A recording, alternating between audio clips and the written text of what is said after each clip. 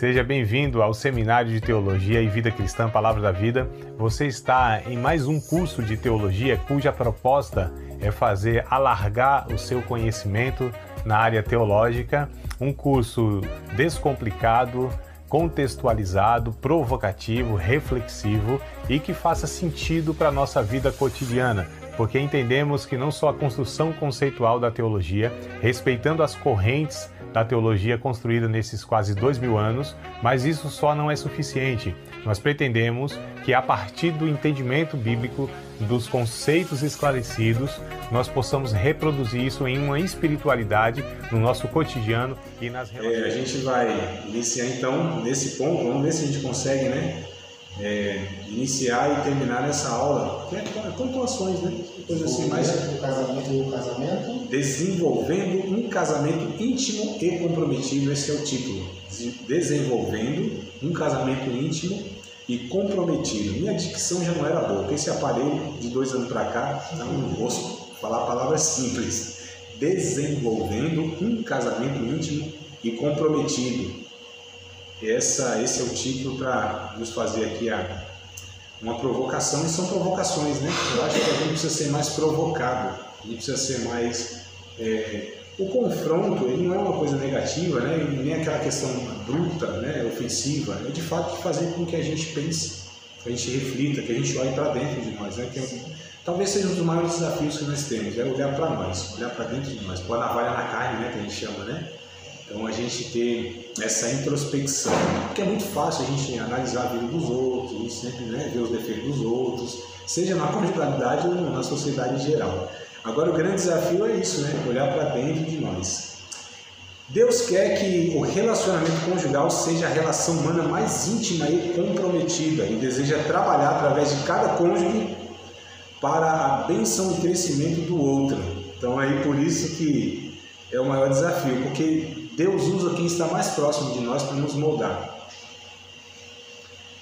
Jesus disse até uma frase que eu penso que não é necessário, a gente não precisa assumir as coisas, mesmo que a Bíblia fale, é assim que acontece, mas isso aqui na minha vida eu não quero.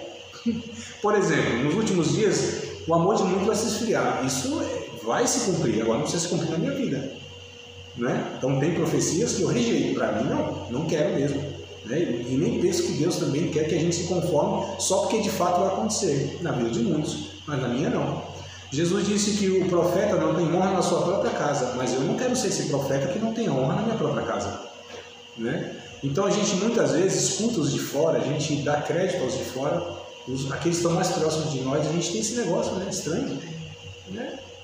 Isso tanto no âmbito da conjugalidade, da convivência de família, como por exemplo em igreja.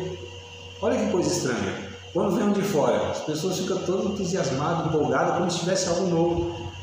A gente tem até uma frase que a gente fala assim, o ouro de fora brilha mais do que a prata da casa. Deveria ser o contrário. A prata da casa deveria ter mais credibilidade, porque a gente conhece, inclusive os defeitos, mas as virtudes também, os esforço, a sinceridade. Então a gente precisa ter sempre esse exercício de entender que a pessoa mais próxima de nós é quem Deus quer usar para nos moldar, para nos abençoar, para nos confrontar dessa forma positiva que a gente está pontuando aqui, E aí eu coloquei aqui, problemas nos relacionamentos conjugais. Alguns problemas, dentre tantos que temos, eu escolhi alguns aqui.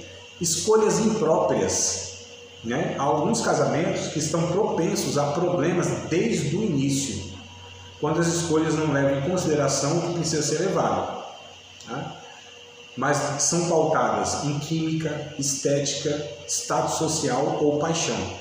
Então, esses critérios usados para escolher o relacionamento conjugal vão estar fadados ao fracasso, é só questão de tempo. Os motivos que fizeram as pessoas casarem, se não são os corretos, possivelmente serão os mesmos que farão com que as pessoas se divorciem. Estética, beleza passa. Status social, é preciso que a pessoa não tenha, em algum momento, perca esse status social. Química, paixão, atração física, aquela coisa toda, isso também não são critérios para se escolher alguém. e tal. Eu falei, mas a gente já casou, isso aqui não serve para nós. Tá bom. Vamos instruir outras pessoas então. Então assim, ó, expectativas irreais.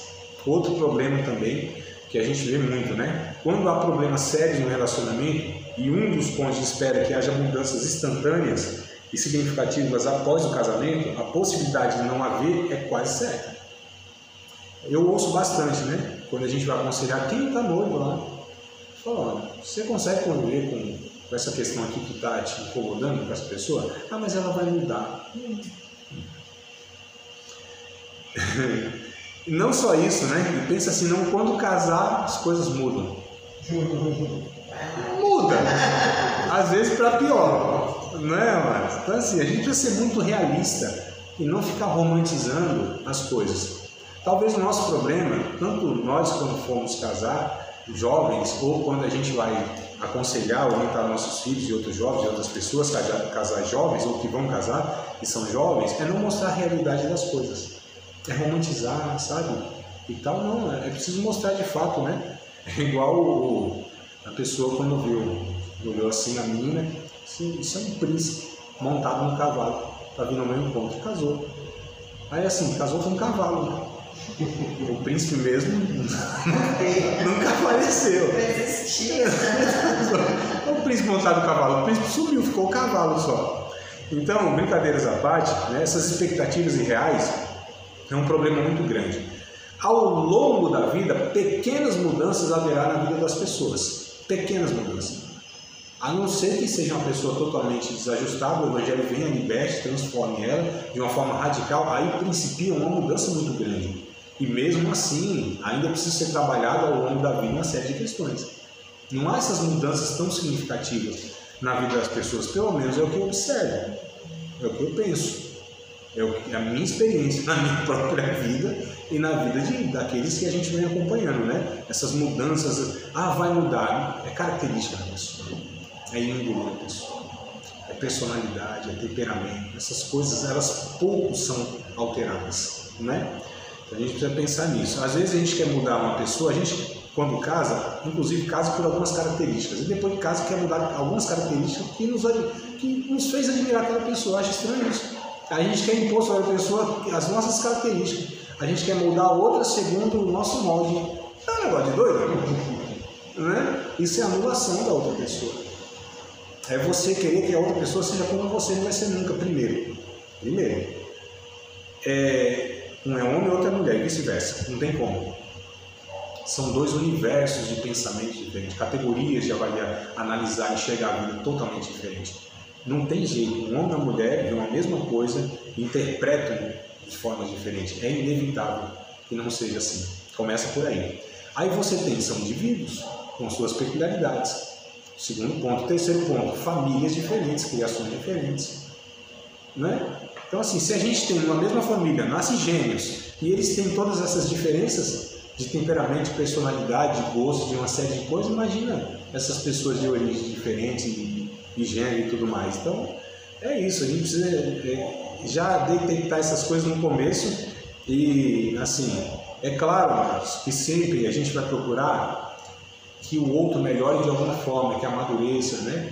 Mas, assim, essas mudanças, algumas não vão acontecer nunca, jamais, e o casamento vai agravá-las, ainda mais, né?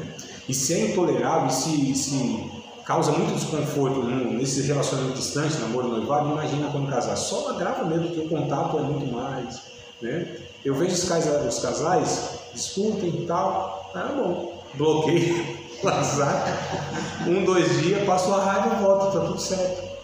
Tudo certo, entre aspas, né? Mas quando casou, vai ter que ficar se enroscando no corredor dos cômodos, vai ter que resolver o negócio, né? Então agrava muito mais por conta da convivência ser muito mais intensa, tá? Então vamos lá. As pessoas não mudam apenas porque casaram, e ao longo da vida pouquíssimas coisas irão mudar. Então expectativas irreais é um problema, escolhas impróprias, outro problema. Bem-vinda, amada, fique à vontade, chegou na hora certa do terceiro ponto. Preparação inadequada, um dos problemas conjugais também. Preparação inadequada. Quando não há orientação ou orientações cuidadosas, diferenças trabalhadas, No início do relacionamento, provavelmente o casal irá se separar antes que alcance a maturidade para identificar e resolver os problemas. Nós que somos de igreja, nós deveríamos dar muito mais atenção a essa questão de orientação, aconselhamento pré-nupcial.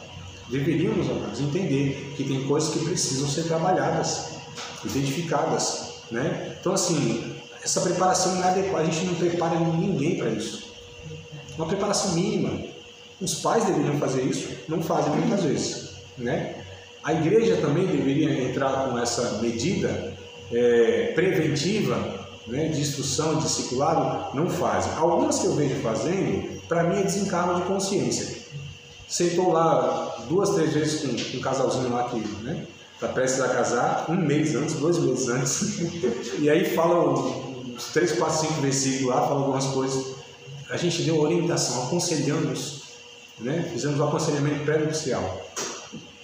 Que em casa geralmente é 1 ano antes, já começa a se programar, né? Aí chega no pastor, nós vamos casar. Aí sim deveria começar. Então assim, vamos casar quando? Daqui uns 14 meses, então já vamos começar agora.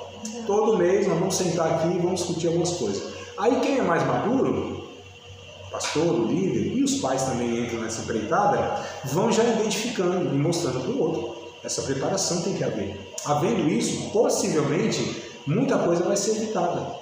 Então a gente precisa dar atenção a isso para os nossos filhos, como eu falei, né? A gente já casou, então talvez as informações vieram um pouco, né, tarde. Mas enfim, serve para que a gente possa replicar isso para os nossos filhos e para as pessoas que Deus colocar na nossa vida, para que a gente possa dar essas orientações. Fazer isso, essa preparação adequada.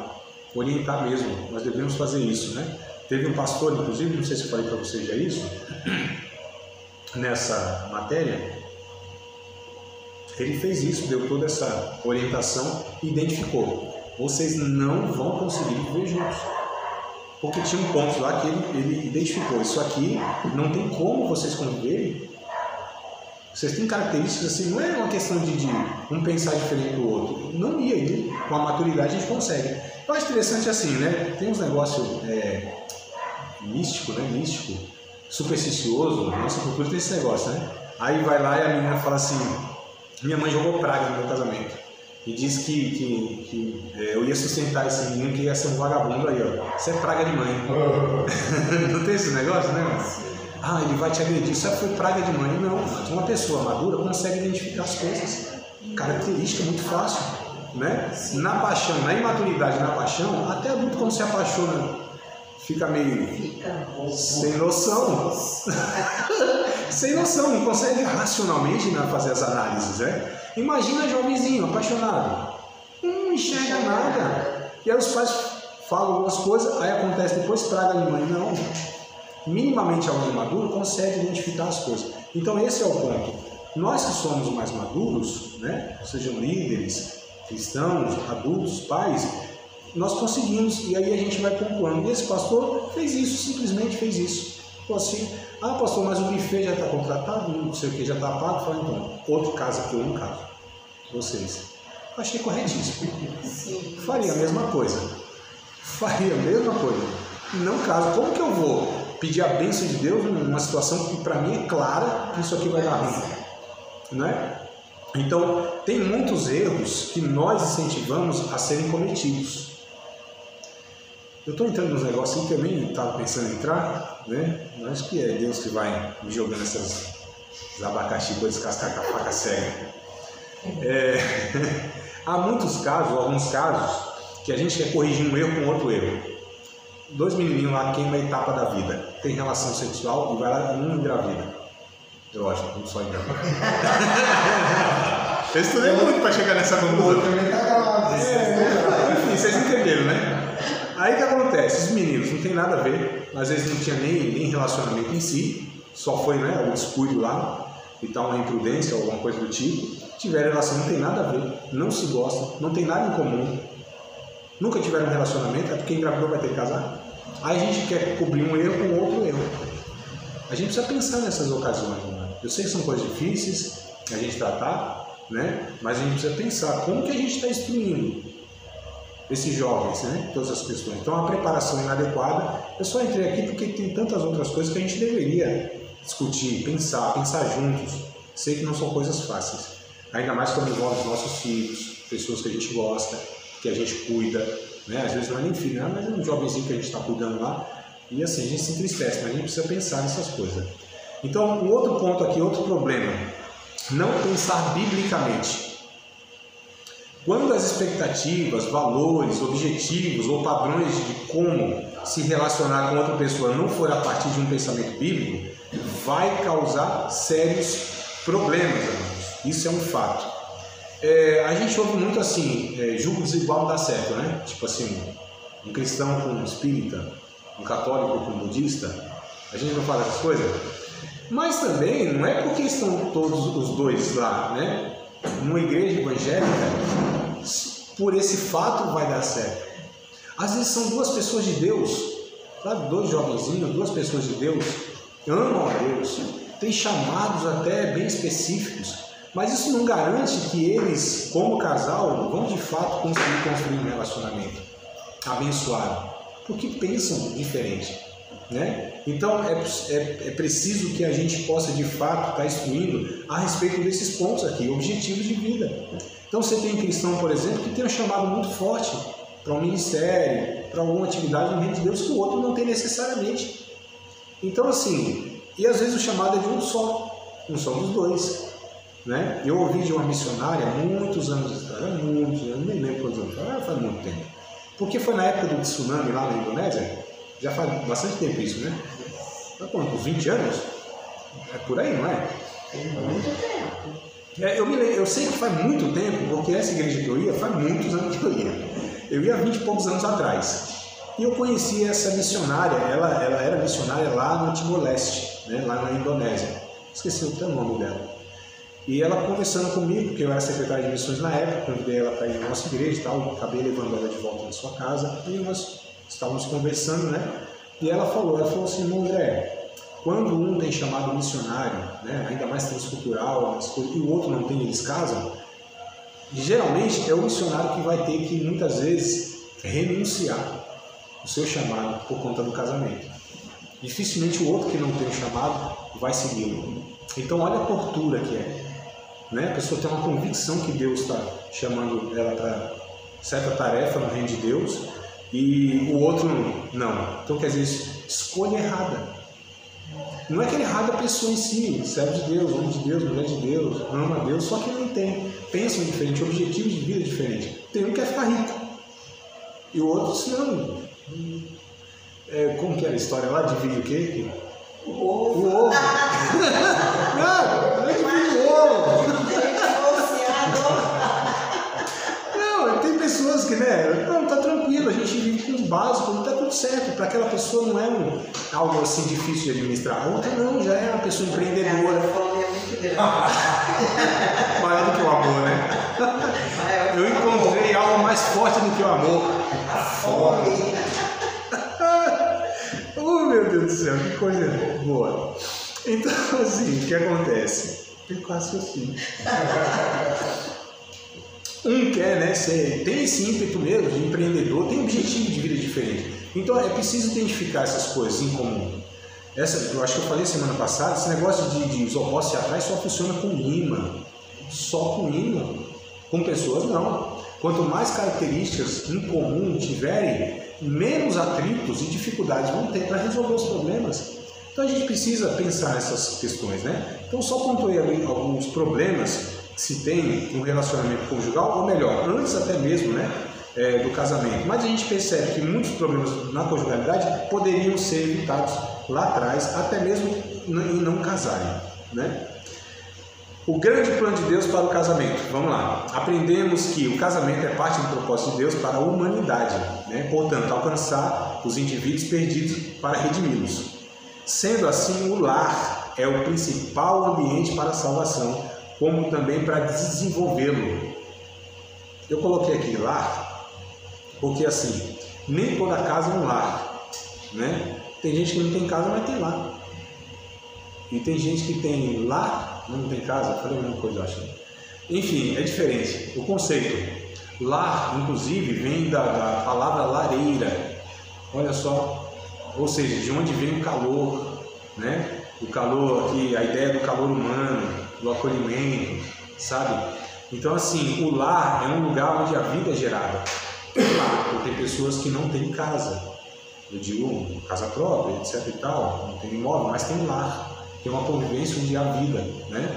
A vida familiar, no caso. Então, assim, o plano de Deus, e Deus ele colocou a gente numa enrascada tão grande, no sentido que esse é o meio que Deus propôs para salvar o ser humano, o indivíduo, que é dentro do contexto de família. Não há lugar mais poderoso para se redimir pecados, para exercitar a espiritualidade, mais desafiador, mas mais eficaz. Porque se a gente consegue lá, amados, o resto é mais fácil, né? Se a gente consegue lidar com os pecados tão gritantes das pessoas que mais nos afetam, a gente consegue exercer o perdão, a gente consegue exercer o serviço mútuo, então o resto é mais fácil, né? Então esse é o ambiente, é por isso que o altar, sabe, da vida da pessoa é o seu lar, não é a igreja.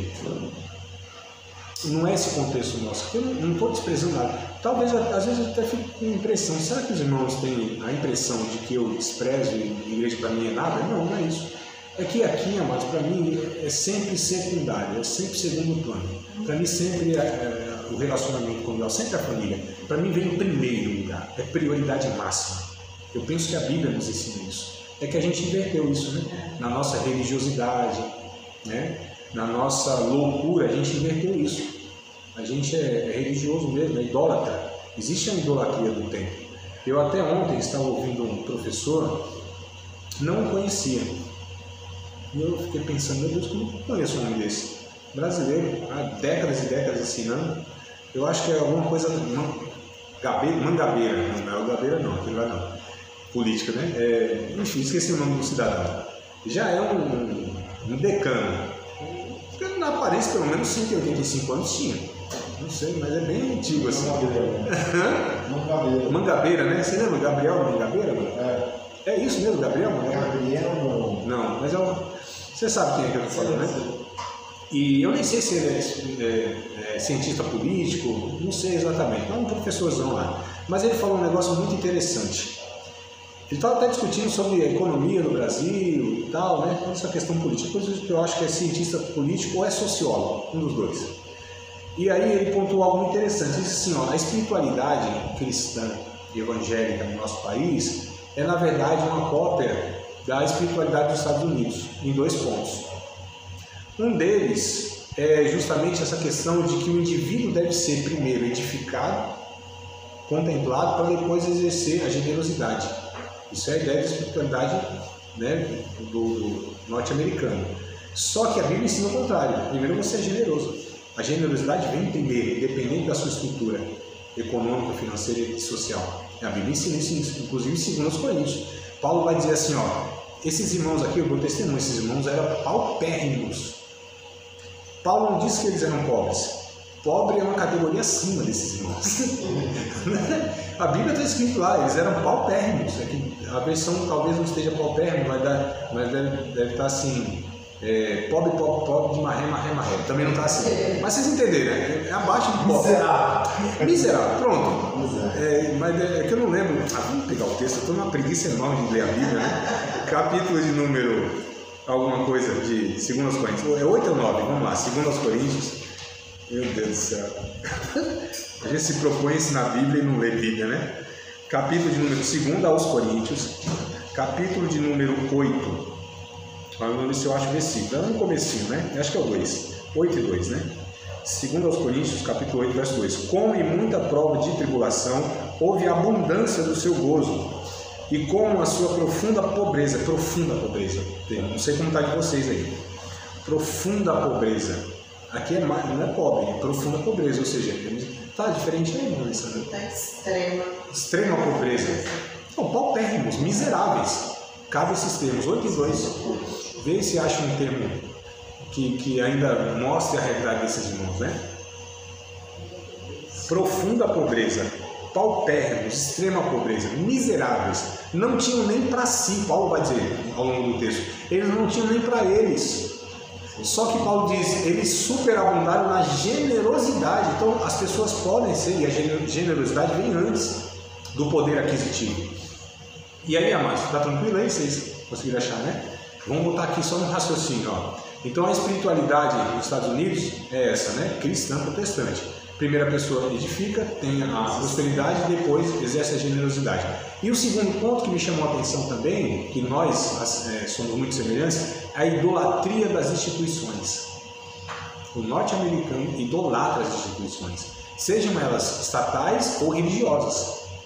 Nós também estamos indo para esse mesmo caminho, construindo a nossa espiritualidade com esses parâmetros.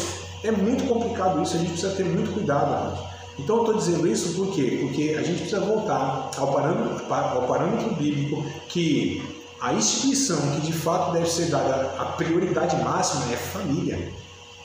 É família, mas não é Estado e não é instituição religiosa. Deus, Ele opera, Ele quer se revelar, se manifestar e redimir homens, pessoas, através da sua conjugalidade, através da sua estrutura familiar. Esse é o ponto. Eu entendo isso muito claramente nas Escrituras Sagradas, né? Mas vamos lá. Unidade no casamento. É preciso ter um propósito em comum de vida. Sabe o que eu vejo muito? 2 indivíduos no casamento, cada um com seus projetos de vida. Isso eu vejo muito, de uma forma muito assim, gritante. Eu fico, meu Deus do céu, aqui não há unidade, não há casamento. Há uma união de 2 pessoas. União, digo, civil, união religiosa até mesmo, mas união de pensamentos, de alma, de propósito. Não há um propósito, há 2. E cada um vai ali, né, construindo a sua vida em particular. Meu Deus do céu, não tem como sustentar um negócio desse. São 2 indivíduos. Isso olha como é reflexo muitas vezes da nossa espiritualidade como igreja. Nós temos um ajuntamento de vários eus, que nunca vai ser um nós. Não é, mano? Pense um pouquinho comigo. Vê se eu não estou errando muito na análise. Então vem assim, 100, 200 pessoas, indivíduos, com as suas demandas, com as suas queixas, com as suas questões, e se reúnem num tempo. Estão adorando a Deus como igreja? Nunca. Como comunidade de fé? Jamais. São um corpo de Cristo? Não. Cada um é um membro separado, sem vínculos de coletividade. E no casamento não é tão diferente em muitos casos, a gente precisa pensar nisso, né? O fato de pertencer ao mesmo contexto religioso não garante o mesmo projeto de vida, como eu falei, né? Esse julgo desigual é possível acontecer dentro da própria igreja, 2 crentes lá e tal. Com isso, quer dizer que cada cônjuge deve ser instrumento na vida do outro para encorajamento, apoio e edificação em todas as áreas de crescimento e desenvolvimento individual. Quando eu digo assim, não pode ser 2 projetos, eu não estou dizendo que não existe individualidades no relacionamento. Um não é absorvido pelo outro.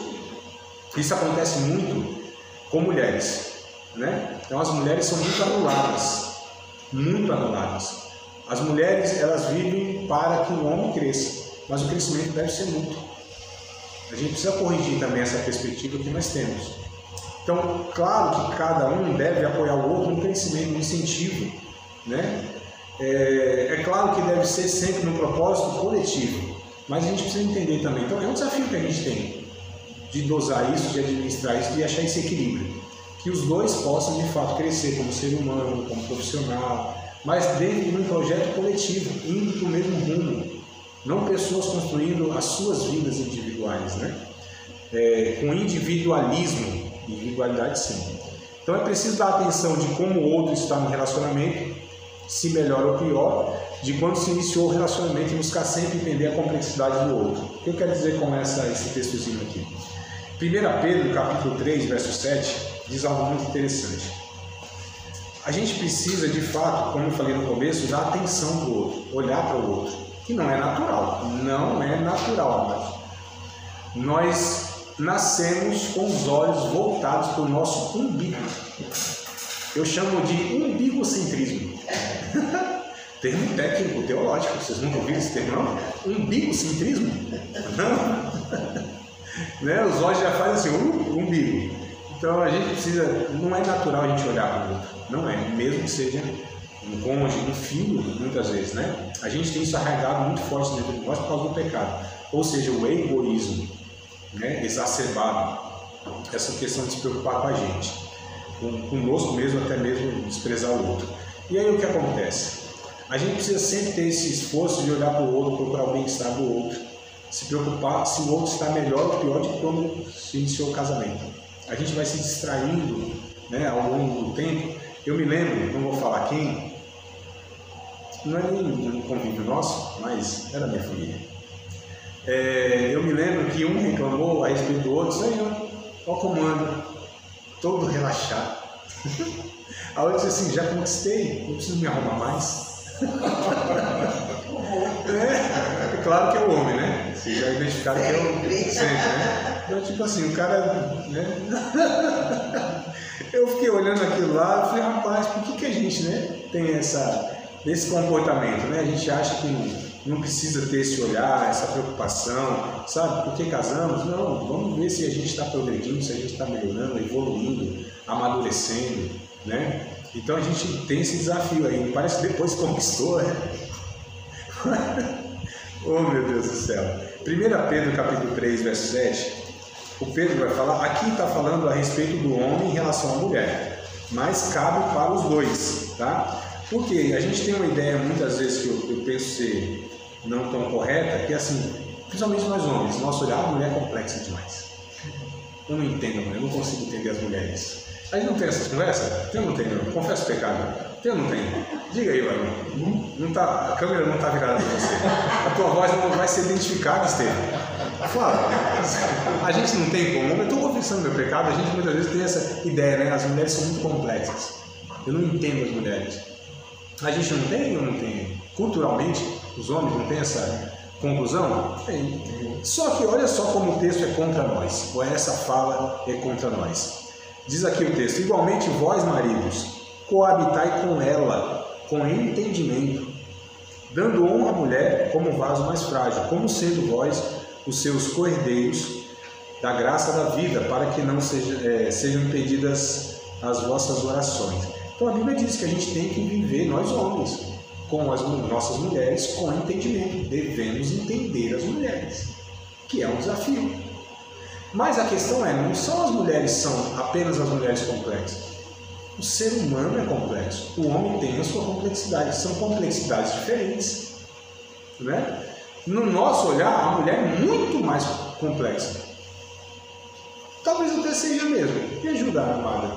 Tem mais complexidade? Na sua análise, assim, até mais profissional, nessa questão, nessa ótica mesmo. Há complexidades. As mulheres, elas têm pontos a serem... São mais melindrosas no sentido pejorativo. A gente é mais de questionar. A gente questiona mais. O homem tem mais aquela questão comportamental e emocional básica, né? É mais praticidade, né? São conduzidos também desde a infância, né? O homem não chora, todas essas questões.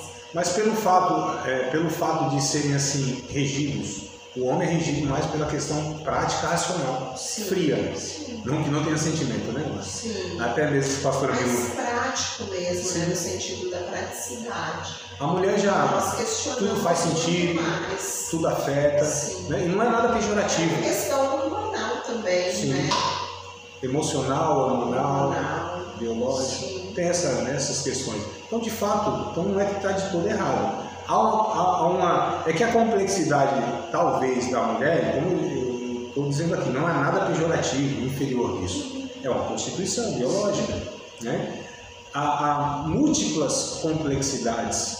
O homem já é um pouco menos, mas não quer dizer que não é complexo também. Como para a mulher também é difícil entender alguns homens, ou os homens em geral, né? Há essas dificuldades. Só que a Bíblia diz que nós temos que fazer esse exercício de procurar entender o outro.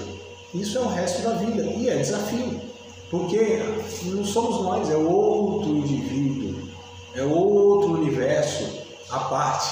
Tem um livro bem interessante que, se não me falha a memória, é assim: o homem é de Júpiter e a mulher de Marte. Alguma coisa assim, ó. O título não foge disso não. Quer dizer, são planetas diferentes, são universos diferentes, mundos diferentes. Só que a Bíblia nos desafia, nós precisamos viver a vida comum com entendimento. Olha o que causa se a gente não fizer isso no final do texto. As nossas orações são impedidas. Eu penso eu penso, eu não digo assim a minha interpretação sem base nenhuma, tá? Eu digo com pesquisas de outros teólogos, né, ou estudantes. Eu nem me considero um teólogo em si, mas os teólogos aí que eu pesquiso, a interpretação é que essas orações impedidas não é que, se eu não entender a minha esposa, por exemplo, a minha oração vai ser impedida. É que nós, como casal, não vamos conseguir orar juntos.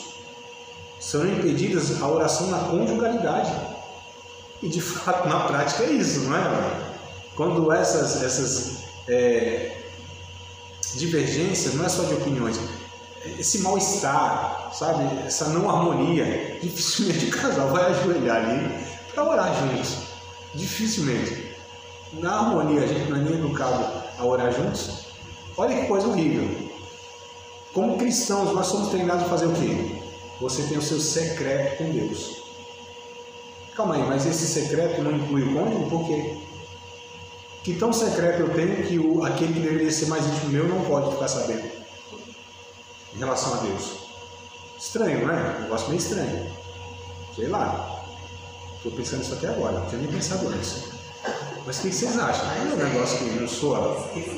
Não é, amado? Olha só. Então vamos lá. Vou falar de algo que eu nem sei se vocês se interessam muito, mas são aspectos sexuais do relacionamento conjugal. Em 1 Coríntios capítulo 7, é-nos ensinado da importância do sexo no relacionamento. 1 Coríntios 7, se vocês quiserem deixar até aberto aí, para a gente ver direitinho o que Paulo falou. Os irmãos já tinham esses questionamentos, já tinham esses negócios difíceis lá naquele tempo. Imagina hoje. Então, aqui em 1 Coríntios capítulo 7, é nos ensinado da importância do sexo no relacionamento e não deve ser usado, não vou colocar aqui primeiro, eu falo depois. Mas tem 3 pontos aqui sobre o sexo que eu quero destacar. Sexo antes do casamento é pecado. Sexo extraconjugal é pecado. E falta de sexo no casamento é pecado. Os irmãos, para mim, falam, glória a Deus. Rapaz, Deus está me usando aqui, ó. Agora eu pensei que vocês já concluíram. O professor é profeta, é um homem usado por Deus. Meu Deus do céu, vocês também. Eles estão tímidos. Usa eles. Né? Mas é isso mesmo, amados. A Bíblia vai nos ensinar isso, né? E aí, ó, o sexo no casamento não deve ser usado como arma de vingança, de manipulação ou de opressão. Isso acontece ou não acontece, amados? Muitas vezes um quer se vingar do outro através geralmente da abstinência do sexo. E vou ainda agora, tá vendo como eu tô, nem sempre eu defendo as mulheres, muitas vezes acontece com as mulheres que usam essa arma de vingança, né? E de manipulação. Vai que, né? Sei lá. Então, assim, existe de fato, né, essa postura de muitas mulheres, inclusive cristãs, que usam isso, né? O sexo como um ato de vingança ou de manipulação. E muitas vezes de opressão. Dificilmente o homem usa o sexo, pelo contrário. O homem é muito mais, né? Dependente dessa questão, lida diferente, é a questão hormonal. Né? A gente muitas vezes fala assim, a mulher não gosta de sexo. Não gosta, só que não tem como, a comparação é muito discrepante. Né? Hormonalmente falando, o homem ele necessita infinitamente muito mais do ato sexual do que as mulheres. A testosterona é a milhão na vida de um homem saudável. A mulher não tem essa necessidade tanto quanto o homem. Não é que não deseja, não é que não gosta. Claro que gosta e deseja. E quando não está gostando ou não desejando, aí tem que ver o que está de errado no relacionamento. Porque essa questão, a mulher precisa ter vários elementos para as coisas fazerem sentido. O homem não precisa de nada, absolutamente nada. Está com dor de cabeça? Deseja. Está com problema no emprego? Deseja. Está com dívida? Faz. Está com... Faz. Não tem... Não. Tudo é motivo. Então, da conquista, né? Aquilo que você falou. Já é meu, exato. Está garantido. A mulher tem a necessidade de ser conquistada sempre. Diariamente. Mas isso não acontece. Tem um outro livro interessante, O Sexo Começa na Cozinha. Sim. O sexo começa na cozinha. Isso quer dizer o quê? Que é de fato quase que esse ritual, eu chamo de ritual do acasalamento, não é? Onde precisa ter de fato a palavra de carinho, o cuidado, precisa ter, assim, para a mulher, tá todos os fatores, né? Precisa ter assim, menos 36, 35 graus, o vento sul. Exatamente, todos os detalhes. Todos, né, as 122 variáveis para que haja vida no universo, precisa estar tudo ali ajustado. Aí ela fala, tá tudo certo. E o homem não entende o que é estimular a mulher. Exato. Não é só É a palavra. Não. É convivência. É antes, é durante e é depois. Uma coisa que não é abordada depois, irmãos. Sim. Porque o Mário Sérgio Cortella, ele fala o seguinte: o animal, quando está satisfeito, deita e dorme. Ele fala que isso vale para o homem. Ou seja, depois do ato, né, o fato de acolher, claro que não é o caso aqui, eu não vou dar essas instruções e tal, mas o que eu quero dizer é o seguinte: o ato sexual não é o ato, né? Não é o ato. A sexualidade no casamento é de vital importância. Porque, na verdade, não é só o ato, né, como a gente está pontuando, é tudo que faz parte disso. É tudo que vem antes, é tudo que vai depois. É a construção, e para a mulher o significado é totalmente diferente. Então, olha só como a gente... E por outro lado também, a mulher precisa entender essa demanda do homem. Né? É claro que esse negócio também não é uma disfunção hormonal, há muito, né, que o homem também tem essa disfunção. Precisa ver, tanto disfunção para menos quanto para mais, exagerado. Então é preciso ter essas investigações. Isso dá um problema absurdo no casamento. Absurdo. Quando eu coloquei aqui a questão de manipulação ou de opressão, olha o que o texto diz aqui. Vamos ler o texto de 1 Coríntios, capítulo de número 7. Olha como Paulo ele aborda isso de uma maneira muito explícita. Vou fazer os trocadilhos aqui, né? Ora, quantas coisas que me escrevesses, bom seria que o homem não tocasse em mulher. Ou seja, os irmãos dessa igreja fizeram perguntas para Paulo. Ele está respondendo as coisas. Paulo não está escrevendo a partir de uma iniciativa dele. Os irmãos lá, essa igreja, que tinha uma origem cultural muito promíscua, muito desregrada na questão da sexualidade, muito parecida com a nossa sociedade. A nossa sociedade tem um nível de depravação absurda, assustadora. É ladeira abaixo, ano após ano. É um negócio assim, sem pudor nenhum. A gente fica com vergonha alheia, muitas vezes, dentro de música, né? Dentro assim do ambiente familiar, muitas vezes. Então, assim, essa sociedade era muito parecida com a nossa, só que esses irmãos se converteram, aceitaram Jesus. E aí perguntaram um monte de coisa para Paulo, e Paulo começa a pontuar. Verso 2. Então ele disse assim, bom seria que vocês não tocassem mulher, ficasse tudo aí igual, né? Igual eu. Paulo se dedicou lá totalmente, né? Só que não é todo mundo que tem condição disso, ou, aliás, quase ninguém tem condição disso. A sexualidade faz parte, né, da constituição saudável do ser humano, está tudo certo. O sexo para nós ainda é um tabu dentro de igrejas evangélicas, ou, né, se fala de uma forma totalmente distorcida, ou se evita de uma maneira assim também que é muito prejudicial. A gente precisa tratar isso com naturalidade. É tão verdade isso que muitos teólogos, pastores, pregadores pegam o livro de Cantares de Salomão e vão fazer uma alegoria. Ah não, Salomão é Jesus e a sunamita é Cristo, é a igreja. Conversa fiada, né? Aí pegam símbolos. É explícito, não vou usar o termo, é explícito lá que o Salomão, se é que ele escreveu, parece que sim, ele fala do relacionamento erótico entre o homem e a mulher. Usa, né, as expressões idiomáticas, mas quando diz assim, quando ele diz que chupar o cacho de uva, ele não está se referindo simbolicamente a nada não, é o ato sexual lá em algumas regiões eróticas mesmo. Quando ele diz assim que os seios da sunamita eram como as duas torres de marfim, ele está querendo se referir ao seio mesmo, um negócio assim bem torneado. Quando ele diz, por exemplo, que o vinho era colocado no umbigo, o tradutor, um português, João Ferreira de Almeida, ele colocou um umbigo, mas o buraco é mais embaixo. Nossa, mano. Mas, meu Deus do céu, como que na Bíblia Sagrada vai ter umas conversas dessa? É porque a gente tem essa mente religiosa que para nós o sexo é uma coisa suja. Coisa assim, sabe? Não, isso aqui... Pecado raso.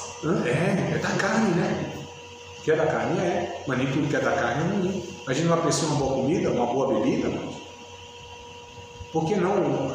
A questão sexual não é de Deus? Claro que é. Não é demônio, são hormônios. Eu digo pro jovem, né? Não é demônio, é hormônio.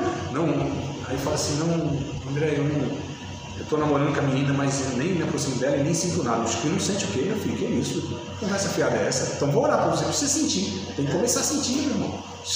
Natural, tá tudo certo. Tá funcionando tudo certinho como Deus criou e deseja, mano. É isso mesmo. Então a gente precisa rever essas questões da sexualidade. E a gente precisa trabalhar isso dentro do casamento, senão isso vira um inferno na vida do casal. Como eu disse, a falta do sexo.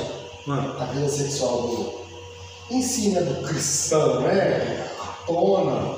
Eu acho que foi muito cerceada pelo catolicismo também, né? Por ser padre. Não havia necessidade dele tocar nesse assunto, sendo que o mundo, né, entre eles não tem essa, né, marido, mulher e tal. Então isso veio, não conseguiu fluir, né? Por isso que a gente, você vai igreja, dificilmente se fala. Eu não sei, Estevam, se a gente herdou isso. Penso que não tanto. Eu estou falando do catolicismo, porque nós rompemos com o catolicismo. Nós somos a igreja que rompeu com o catolicismo, em 1517. Eu penso que isso de fato também é uma produção nossa. Também isso é algo que nós geramos e construímos teologicamente. A gente tem esses tabus, né? Isso é do ser humano de ver o sexo como algo sujo. Até alguns pensam que não havia a relação sexual antes do pecado e o pecado foi a relação sexual. Não? Coisa absurda, né? Como até que Maria também não teve. Quem? Maria. Não teve antes de Jesus, depois mas teve. Mas eles não teve também depois. Assim. Ai, teve muito, gerou mais 4 lá, no mínimo 4. Eles têm esse. Porque Maria foi virgem. Continuou virgem. Como se o ato sexual dentro do casamento perdesse a pureza, né? Por isso que precisa ser virgem, que a virgindade é a santidade, mas a perda da virgindade mesmo dentro do casamento, aí deixa de ser santo porque o sexo passa a ser pecado na ótica religiosa. O sexo é uma bênção de Deus. Todas as zonas erógenas do nosso corpo, quem criou foi Deus. Todas as terminações nervosas, erógenas, foi Deus que criou. Isso é uma bênção de Deus. Já pensou se o negócio só fosse para procriação? Que desgrama que ia ser esse negócio? Horrível! Eu vou deixar gravado. Se não tivesse orgasmo, meu Deus do céu, que coisa estranha. Não é? Só para procriar. Então assim, a gente tem uma distorção totalmente... Aliás, a gente tem uma distorção sobre o assunto de sexualidade. E Paulo começa a corrigir isso. Começa a falar... Olha só aqui as questões. O marido... Aliás, deixa no verso 2. Mas por causa da prostituição, cada um tem a sua própria mulher. E cada um tem o seu próprio marido. O marido pague à mulher a devida benevolência. Essa versão é ruim pra caramba, hein? Me ajudem aí vocês. No verso 3. E da mesma sorte a mulher ao marido. O que é pagar a benevolência aí? Em outra versão, melhor. Cumprir os seus deveres. Que deveres? Pega uma NTLH e alguma coisa assim mais. Deveres conjugais. Deveres conjugais, tá ainda bem. Para com a sua mulher. E da mesma forma a mulher para com o seu marido. Olha, até na versão a gente não consegue falar o trem. Cada um. Conta isso, me ajuda aí. O marido cumpra o dever conjugal para com a esposa. Tá vendo? A gente nem consegue traduzir o negócio. Nem negócio. Vamos ver se a gente continua lendo para ver se entende então o que Paulo quis falar. A mulher não tem poder sobre o seu próprio corpo, mas tem-no o marido. E também, da mesma maneira, o marido não tem poder sobre o seu próprio corpo, mas tem-no a mulher. O que Paulo está dizendo? Se um quer fazer sexo, o outro não deve usar isso como vingança, como manipulação, como opressão, negando. E isso aqui não quer dizer, amado, que o outro tem que fazer de uma forma obrigatória, é obrigado não. Mas que Paulo está dizendo agora, na questão da conjugalidade, a sexualidade agora deve ser uma satisfação mútua, uma entrega mútua. Esse é o ponto, não é? E aqui, ó, porque assim, amados, tem alguns problemas aí que a gente enfrenta. Às vezes, eu não sei se alguns alunos falam assim, nossa, o André exagera tanto, eu acho que ele inventa até algumas coisas. Não é, mas eu lido com gente. É quase todo dia. A gente sabe da realidade dos bastidores. Eu lido com gente. São 20, quase 20. Então a gente sabe o que acontece de fato. Um dia, ali eu fiquei assim, olhando, falei, rapaz, ali eu comecei a perceber. Pai, o negócio não é tão do jeito que a gente pensa, né? Eu fui ministrar num culto de jovens. Eu ia falar Assembleia de Deus, né? Não vou falar não. Eu fui ministrar na igreja. Mas isso aí cabe para todas as outras também, né? Mas é que foi a ocasião lá. E aí, um grupo de jovens lá e tal. Depois do culto acabado, o líder desse grupo me chamou. Disse assim, não, André, eu estou com uma dificuldade muito grande aqui. Todos esses jovens, eles não são mais virgens. E eu estou falando de bastante tempo atrás também. Não era tão descambado igual hoje. Estava começando, mas não tanto quanto hoje. E aí, ele disse assim, ó, só tem uma irmã aqui, uma jovem que não é virgem, que era a noiva dele, que era filha do pastor. Só que ele disse que era virgem na parte, na outra não era. Os entendedores entenderão. Eu falei, meu Deus, essa é a realidade, e a gente vai percebendo quantos demandos, quantas distorções nós temos. A gente precisa tratar dessas coisas. Se não entendeu também, deixa quieto. Deixa eu lá. O que eu quero dizer é que há muita distorção. E olha só, há jovens, no nosso contexto, que eles casam, e aí um fala assim, não, eu não quero sexo, eu não gosto de sexo. Um menino, um homem. Exato. What? Como? Aí o rapaz diz, não, eu tô cansado, prefiro dormir. Eu falei, é o quê? É o quê, homem? Aí baixa em mim o espírito do cearense. Ô macho, que é isso, macho? Não pode ser.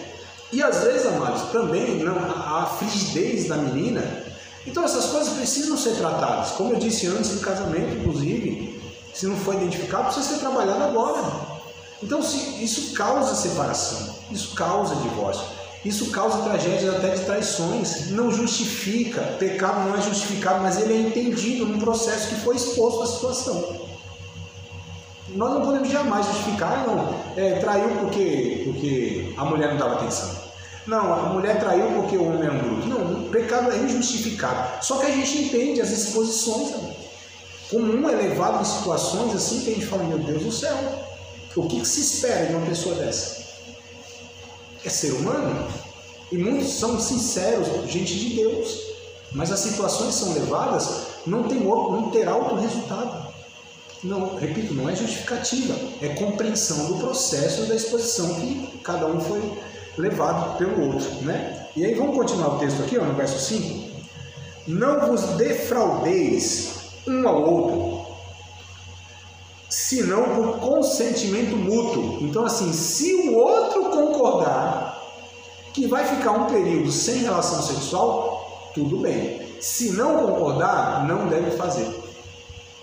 Porque o que o texto vai dizer? Eu não tenho mais domínio sobre o meu próprio corpo.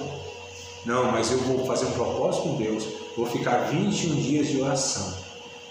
Oração, sem nada. E a mulher diz o quê? Não vai comparecer? Ou vice-versa? A Bíblia é clara, diz, não, tem que ser consentimento mútuo. E o outro não está errado. Não é menos espiritual, não é usado pelo diabo. Nada disso, mano. Está no direito, está tudo certo. A gente não deve espiritualizar dessa forma, né? Então vamos lá, a não ser por consentimento mútuo. Por algum tempo, olha só, então Paulo diz, um tempo curto, porque ele sabe das demandas. São demandas, Deus respeita isso e não pede nada além disso, amado. Não, o que Deus quer é que a gente de fato faça propósito, glorifique. Não, amado. Deus não, são decisões pessoais nossas. Que a gente muitas vezes pensa que por fazer essas coisas é que a gente vai conseguir coisas espirituais ou vencer batalhas.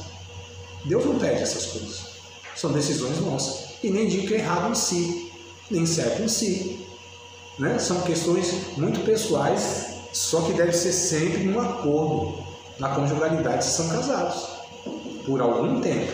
Mas tem algum propósito assim que o casal fica sem sexo? Um outro pode decidir isso, entendeu? Eu já vi muitas vezes.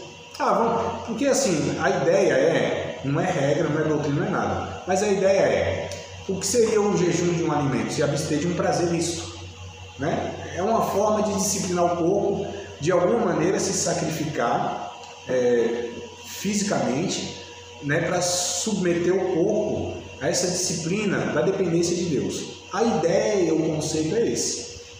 Então, a sexualidade é a mesma coisa, não gera um prazer? Um prazer lícito? Então, a comida é um prazer lícito, o sexo é um prazer lícito. Vou me abster, fazer um jejum.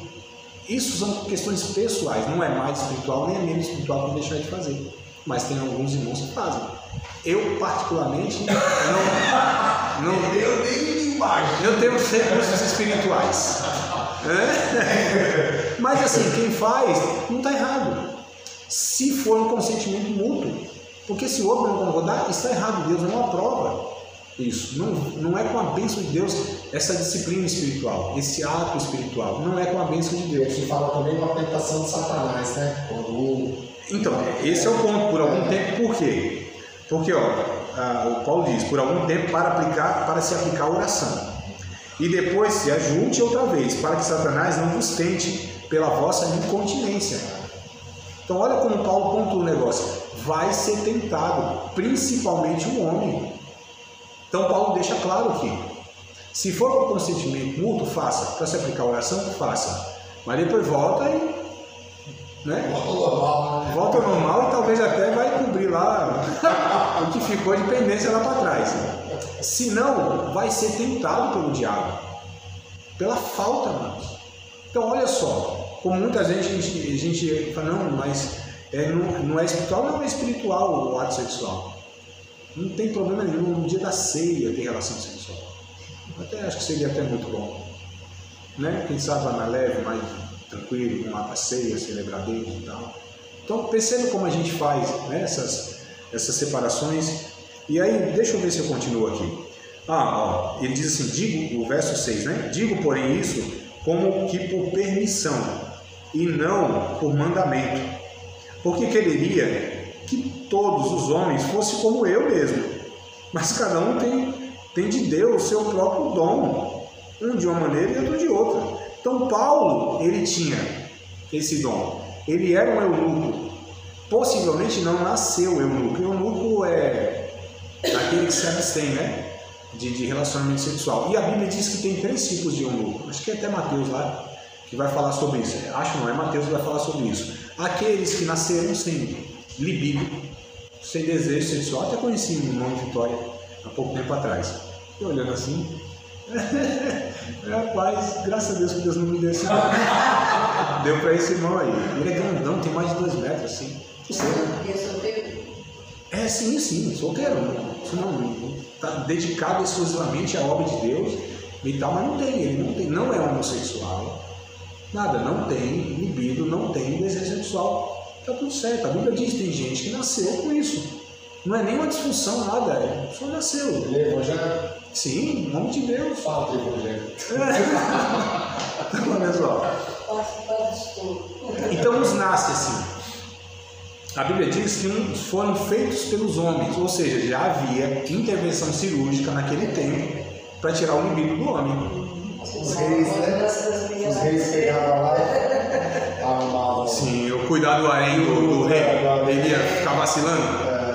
Um monte de 100, 200, 300 mulheres lá, e o caba lá, desavisado lá. Acho que não, o rei não era bobo, né, mano? Então, esses eunucos, eles, quando não achavam um, que era raro, né, tinha nascido dessa forma, eles faziam isso. Quer ser eunuco, então passa pelo procedimento. Aí diz que uns nasceram, uns foram feitos pelos homens, e uns se fazem a si mesmos pelo reino de Deus, que é o caso de Paulo, me parece. Paulo possivelmente foi casado, né, possivelmente tenha sido casado antes de aceitar Cristo. Isso que eu ia perguntar, também você falou aí, agora como é que eles aconselham, sendo que a gente não tem relato nenhum de ser casado. Possivelmente Paulo foi casado.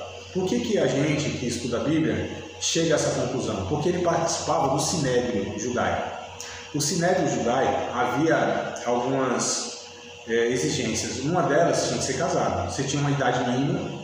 Tanto é que Paulo, lá no apedrejamento de Estevão, ele não participa. Possivelmente ele tinha menos de 30 anos. Então, para você participar desse ato de punição, né, de apedrejamento, você tinha que ter 30 anos para frente. Possivelmente Paulo não tinha. É por isso que no máximo ele segurou as vestes das pessoas que apedrejaram Estevão. No ato ali, né, na ocasião de Estevão. E para participar do Sinédrio, então você tinha que ter mais de 30 anos, tinha que ser casado.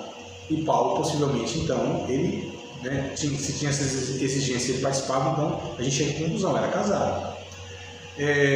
Aí o que aconteceu com Paulo depois de aceitar Cristo? Aí não se sabe ao certo. Aí o que tem algumas opiniões é o seguinte: possivelmente, ou ele ficou viúvo, ou a esposa de fato o abandonou, né? Porque ele teve a conversão.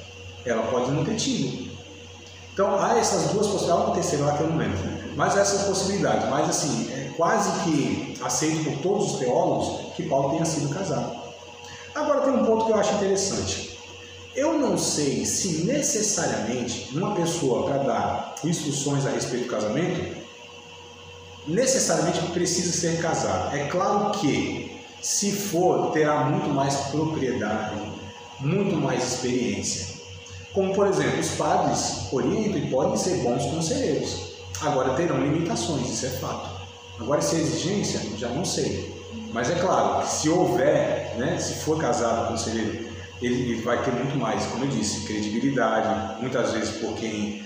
tem um negócio interessante que eu ouvi esses dias. Uma pessoa desqualificou, desconsiderou um casal pelo fato de ter o segundo casamento, que não teria nada para ensinar a respeito de casamento. Casal cristão. E eu nem sei quais foram os motivos, porque eu acho que cada caso é um caso, né? Cada caso a gente vai tratar como porque assim, quem quer dar sermão, quem quer trazer juízo sem conhecer a história, para mim é arrogância religiosa. Pregação sem relacionamento, para mim é pedância. Falar da vida dos outros sem participar e conhecer a história, para mim está totalmente errado. É o que eu penso. Eu falei, não, esse casal eu acho que ele tem até muito mais condição de que muitos que não tiveram esse acidente na vida. Porque eles sabem muito bem algumas coisas que geram. E não tem nada para ensinar, como assim? Que arrogância é essa? Né? Então a gente precisa discutir algumas coisas, tá? Eu não acho que eu estou me contradizendo naquilo que eu estou ensinando até agora, né? Falando aqui de fato, o divórcio sempre vai ser uma desgraça, não é aprovado por Deus. Só que a gente não pode jogar todo mundo no inferno, porque crentes, eu estou falando, que passaram por esse acidente grave na vida, que é o divórcio. Para nós cristãos tem que ser um sofrimento absurdo se isso acontecer na nossa vida. Mas a gente desconsiderar essa pessoa como uma pessoa salva, uma pessoa de Deus, eu já acho muito perigoso, mas essa nossa análise, que eu não faço. Tem gente que faz, muitos fazem, mas são eles que fazem, eu respondo por mim, né?